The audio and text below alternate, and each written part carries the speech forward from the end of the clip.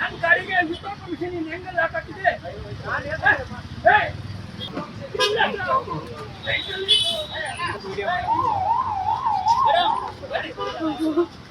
ಬನ್ನಿ ಮೇಡಮ್ ತಾಳಿ ಮೇಡಮ್ ಹಂಗೊಂದು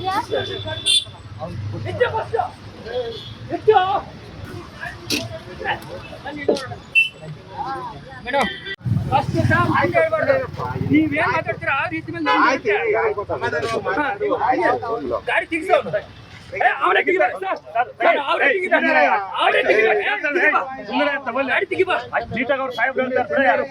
ಯಾರು ತಗದ್ರೆ ನಿನ್ಗೆ ಯಾವನ್ ತಗದ್ರೆ ನಿನಗೆ ಯಾವನ್ ತಗದ್ರೆ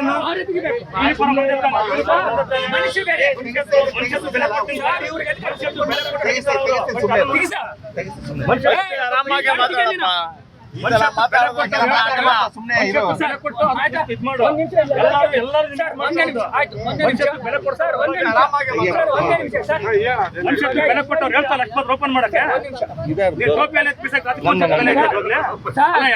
ಯೂನಿಫಾರ್ಮ್ ಅಧಿಕಾರ ನೀವೇನ್ ಮಾಡಿದ್ರೆ ಫಸ್ಟ್ ತಿಳ್ಕೊ ಮಾತಾಡ್ಬೇಡಿ ಸಾರ್ವಜನಿಕ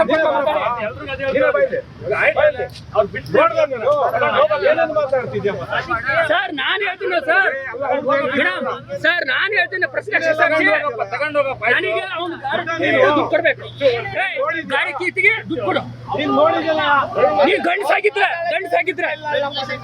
ಕೊಡ್ಸಲ್ಲ ನಾನು ಬಾಯ್ ಗಾಡಿ ತಿಕ್ಕಿ ಬಾಕಿ ಬಿಚ್ಚು ಬಾಕಿ ಬಿಚ್ಚು ನೀವು ಸಾಹೇಬ್ರು ಬಂದಾರ ಸಾಹೇಬ್ರ ಹತ್ರ ಮಾತಾಡ್ರಿ ಎಲ್ಲರೂ ಒಂದೇ ನಿಮಿಷ ಬಿಡಿ ಸ್ವಾಮಿ ಒಂದ್ ನಿಮಿಷ ಸರಿ ಆಯ್ತು ನೀವು ಫೋಟೋ ಅಣ್ಣ ಒಂದ್ ನಿಮಿಷ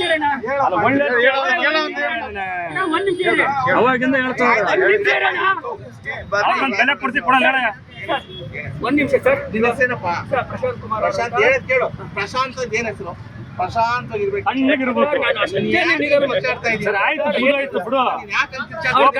ಕೋಪ ಮಾಡ್ಕೊಂಡ್ರೆ ಏನು ಬರಲ್ಲ ಅವ್ರದ್ದು ಫೋನ್ ಇಟ್ಲಂದ್ರೆ ಎಲ್ಲಿ ಒಳಗೆ ನಿಮ್ಮ ಹತ್ರ ನಾನು ಇರೇನ ಮಾತಾಡ್ತೀನಿ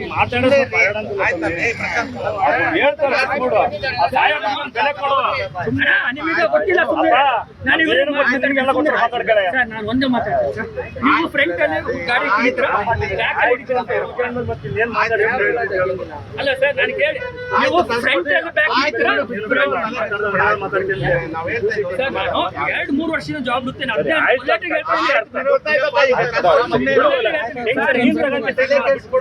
ಕಷ್ಟ ಇದೆ ನೋಡು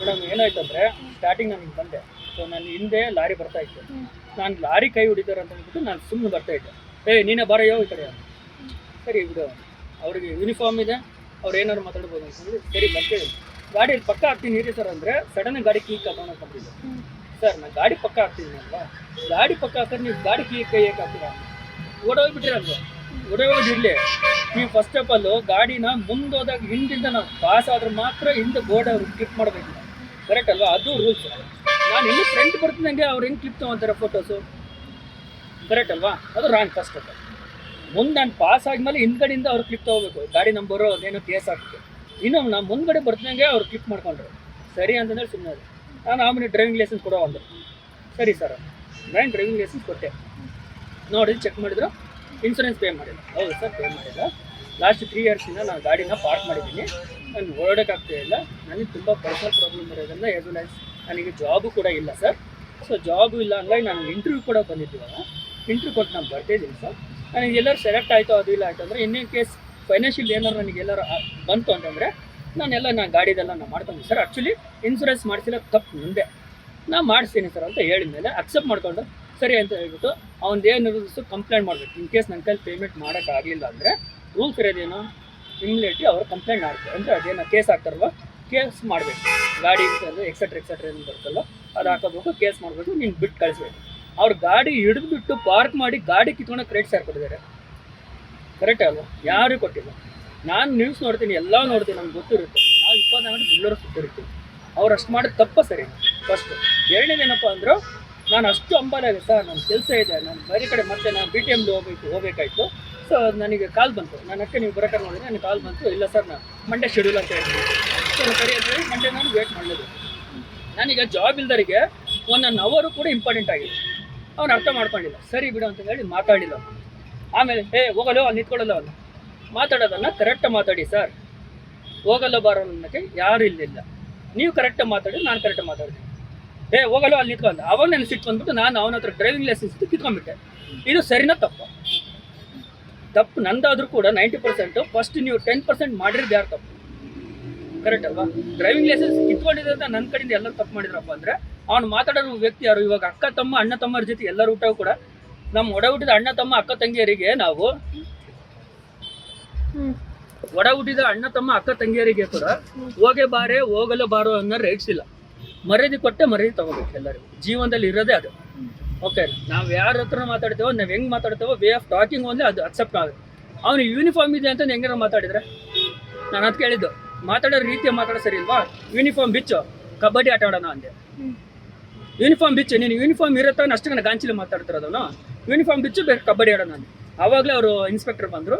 ನೆಕ್ಸ್ಟ್ ಅವ್ರು ಇನ್ನೊಬ್ರು ಹೆಲ್ಮೆಟ್ ಹಾಕೊಂಡಿದ್ರು, ಅವರೇ ಬಂದರು. ಅವ್ರು ಇನ್ಸ್ಪೆಕ್ಟರ್ ಬಂದ್ಬಿಟ್ಟು ನಮ್ಮ ದಾವಣಗೆರೆ ಅವ್ರು ನನ್ನ ವಾಯ್ಸು ನಾನು ಮಾತಾಡೋ ಶೈಲಿ ನೋಡಿ ನೀನು ದಾವಣಗೆರೆನ ಅಂತ. ಹೀರೋ ಪ್ರಶಾಂತ್ ಅವ್ರು ನನ್ನ ID ಕಾರ್ಡ್ ಪ್ರಶಾಂತ್ ಮಾತಾಡೋಣ ಹೀರೋ ಅಂತ. ಅವ್ನು ಎಕ್ದಮ್ ಬಂದ ಗಾಡಿನ ತಳ್ಳಿಬಿಟ್ಟ. ನಾನು ಗಾಡಿ ಡ್ಯಾಮೇಜ್ ಅವ್ನು ಮಾಡಿಕೊಡ್ತಾನ? ಗಾಡಿ ತಳ್ಳಿದ್ರು. ಗಾಡಿ ತಳ್ಳಿದಾರೆ ಮೇಡಮ್. ನಾನು ಹೆಲ್ಮೆಟ್ ಹೊಡೆದೋಗಿದೆ, ಗಾಡಿನ ಆ ಕಡೆ ಈ ಕಡೆ ಮಾಡಿಲ್ಲ. ಇಲ್ಲ ಒಂದು ಫುಲ್ ಈ ಕಡೆ ಇದು ಐತಲ್ಲ ಫುಟ್ಪಾತ್, ಇಲ್ಲಿಗೆ ಹಾಕಿದ, ನೆಕ್ಸ್ಟ್ ಹಂಗೆ ರೋಡಿಗೆ ಹಾಕಿದ. ಸಿಟ್ಟು ಬರುತ್ತೆ ಎಲ್ಲೋ? ಉಪ್ಪು ಹುಳಿ ಖಾರ ತಿನ್ನೋರಿಗೆ ಸಿಟ್ಟು ಬರುತ್ತೆ ಇಲ್ಲ ಮೇಡಮ್? ಅವಾಗ ನಾನು ಸಿಟ್ಟು ಮಾಡ್ಕೊಂಡೆ, ವಯಸ್ಸಲ್ಲೇ ಕಾಲ್ ಮಾಡಿ ಸರ್ ಏನಾಗುತ್ತೆ, 5 ತಿಂಗಳು 6 ತಿಂಗಳು ವರ್ಷ 10 ವರ್ಷ ಜೈಲಾಗಿರೋನು ಬಿಡು. ಸಣ್ಣ ನಾನು ಪಿಟಿ ಕ್ಯಾಶಿಗೆ 6 ತಿಂಗಳು ವರ್ಷ ಗಂಟ್ಲೆ ಜೈಲಿಗೆ ಹಾಕ್ತಿದ್ರಪ್ಪ ಅಂದ್ರೆ ಏನು ಮಾಡಂಗಿದ್ದಾರೆ ಅಲ್ವಾ? ಆಮೇಲೆ ಇನ್ನೊಂದೇನು ಗೊತ್ತಾ, ಅವ್ನು ಸಡನ್ನಾಗಿ ತೆಗೆದ್ಬಿಟ್ಟು ಒಡೆಯಕೊಂದು ಇಲ್ಲಿ ನೋಡಿ ಸ್ಕ್ರಾಚ್, ನನಗೆ ಇದು ಏಟ್ ಆಗಿದೆ. ಹಿಂಗೆ ಹಿಡ್ಕೊಂಡು ಹಿಂಗೆ ಶರ್ಟ್ ಹಿಂಗೆ ಹಿಡ್ಕೊಂಡ್ಬಿಟ್ಟು ತಳ್ಳಿದ ತಕ್ಷಣ ಇಲ್ಲಿ ಏಟ್ ಆಗಿಬಿಡುತ್ತೆ ನನಗೆ. I am getting pain over there. ಸದ್ಯ ಅಲ್ಲಿ ಜನ ಇದ್ರು ಹಿಡ್ಕೊಂಡ್ರು ಮೇಡಮ್. ಇಲ್ಲೊಂದು ಸರಿ ಬೆಳಿತಾ ಇದೆ ನಾನು, ಆದರೂ ಕೂಡ ಜನ ಕಾಲಿ ಮೇಲೆ ಬಿದ್ದಿತ್ತು. ಎಡ್ಜ್ ಐತಲ್ಲ, ಎಡ್ಜ್ ನನಗೆ ಏಟ್ ಆಗಿದೆ, ಪೇನ್ ಆಗ್ತಾ ಇದೆ ನಿಮ್ಗೆ ಗೊತ್ತಾಗ್ತಾ ಇರ್ಬೋದು ಸ್ಕ್ರಾಚಸ್. ಮೇಡಮ್ ರೈಟ್ಸು ಯಾವತ್ತಿಗೂ ಒಂದು ಅಧಿಕಾರ ಇದೆ ಅಂತ ಹೇಳ್ಬಿಟ್ಟು ದುರುಪಯೋಗ ಪಡ್ಕೋಬಾರ್ದು. ಸಾಧ್ಯವಾದ ಹೆಲ್ಪ್ ಮಾಡಿ. ಸಾಧ್ಯವಾಗಿಲ್ಲಪ್ಪ ಅಂದರೆ ನಂದು ಎಷ್ಟು ಡ್ಯೂಟಿ ಆಯಿತು, ಎಷ್ಟು ಗೋರ್ಮೆಂಟ್ ನಮಗೆ ಆಡಿಟ್ ಮಾಡಿತ್ತು, ಕರೆಕ್ಟ್ ಅಲ್ವಾ? ನಮಗೆ ರೂಲ್ಸ್ ಗೋರ್ಮೆಂಟಿಂದನೇ ತಾನೇ ಅವ್ರು ಸ್ಟೆಲ್ ಮಾಡ್ತಾರದು. ಗೋರ್ಮೆಂಟ್ ಹೇಳಿದ್ರು ಹಿಡಿದು ಹೊಡಿ ಅಂತ ಹೇಳಿದ್ಯಾ? ಗೋರ್ಮೆಂಟ್ ಹಿಡಿದು ಹೊಡಿ ಅಂತ ಹೇಳಿದಾರಾ? ಎರಡನೇದೇನಪ್ಪ ಅಂದರೆ ಗಾಡಿ ಆ ಕಡೆ ಈ ಕಡೆ ತಳ್ಳು ಅಂತ ಹೇಳಿದಾರಾ? ಇಲ್ವಲ್ಲ. ಅವ್ನ ರೂಲ್ಸ್ ಏನು? ಮುಂದೆ ಬರ್ಬೇಕಾದ್ರೆ ಫೋಟೋ ಹಿಡಿಯುವಂಥ ರೈಟ್ಸ್ ಅವನಿಗಿಲ್ಲ, ಯಾವ ಪೊಲೀಸ್ನರಿಗೂ ಇಲ್ಲ. ಹಿಂದೆ ನನ್ನ ಕೈಲಿ ಪೇಮೆಂಟ್ ಆಗಿಲ್ಲ, ಎಸ್ಕೇಪ್ ಆದ ಅಂದರೆ ಅವ ಮಾತ್ರ ಫೋಟೋ ಹಿಡಿಬೇಕು. ನಮಗೆ ರೆಸ್ಪೆಕ್ಟ್ ಕೊಡಲಿಲ್ಲಪ್ಪ ಅವನು, ನಾವು ಕೈ ಹೊಡೆದ್ರು ಕೂಡ ರೆಸ್ಪೆಕ್ಟ್ ಕೊಡಲಿಲ್ಲ. ಸೊ ನಾವು ಅವಾಗ ಫೋಟೋ ಕ್ಯಾಪ್ಚರ್ ಮಾಡಬೇಕು ಹೊರತು ಇನ್ನು ನಾವು ಬರ್ತಿದ್ದಂಗೆ ಫೋಟೋ ಕ್ಯಾಪ್ಚರ್ ಮಾಡೋದು ಫ್ರಂಟಿಂದ ಇಲ್ಲ, ಬ್ಯಾಕಿಂದನೇ ಇರೋದು. ಇವನ್ CCTV ಕ್ಯಾಮ್ರಾ ಇಲ್ಲೆಲ್ಲ ಕೂಡ ಯಾವ ಫ್ರಂಟ್ ಆಗಿರೋದಪ್ಪ ಅಂದರೆ ಲೈನ್ ಬಾರ್ಡ್ರ್ ಏನು ಕ್ರಾಸ್ ಆಗಿರುತ್ತೆ ಅವಾಗ ಕ್ಯಾಪ್ಚರ್ ಮಾಡುತ್ತೆ ಅಲ್ವಾ? ಇನ್ ಕೇಸ್ ಸಿಗ್ನಲ್ ಇದು ಕೂಡ ಸಡನ್ ಹೋದ್ರೆ ಬ್ಯಾಕಿಂದ ಕ್ಯಾಪ್ಚರ್ ಮಾಡುತ್ತೆ. ಅದೇ ಥರ ಸೆಟ್ಟಿಂಗ್ಸ್ ಇರೋದಲ್ವಾ ಸಿಗ್ನಲಲ್ಲಿ. ಇವನು ಏನು ಎಷ್ಟೊಂದು ರೈಟ್ಸ್ ಕೊಟ್ಟಿರೋದು? ಇವನು ಅಂತ ಹೇಳ್ತಾನೆ.